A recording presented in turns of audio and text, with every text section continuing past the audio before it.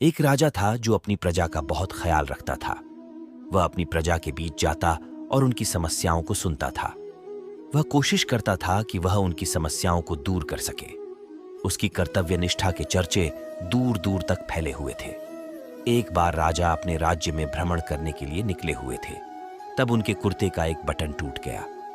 ये देख राजा ने अपने मंत्री तो तुरंत बुलाया और उसे आदेश दिया कि वो गांव से एक अच्छे दर्जी को बुला लाएं जो उनके कुर्ते का बटन लगा दे। यह सुन मंत्री ने गांव में दर्जी की खोज शुरू कर दी। संयोग से उन्हें एक दर्जी भी मिल गया। गांव में उसकी एक छोटी सी दुकान थी। उस दर्जी को जल्दी ही राजा के पास लाया गया। उस दर्जी से राजा ने कहा कि क्या वो उसके कुर्ते के बटन सिल सकता है। दर्जी ने कहा कि यह तो बड़ा ही आसान काम है।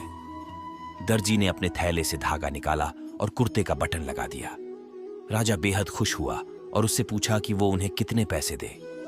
इस पर दर्जी ने कहा कि इतने से काम के लिए वो पैसे नहीं ले सकता है। इस पर राजा ने कहा कि वो इसकी कीमत जरूर देंगे।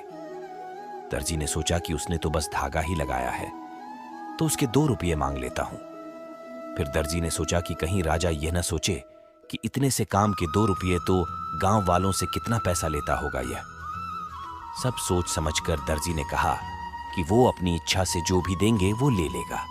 यह सुन राजा ने अपनी हैसियत के मुताबिक उसे 2 गांव देने का फैसला किया।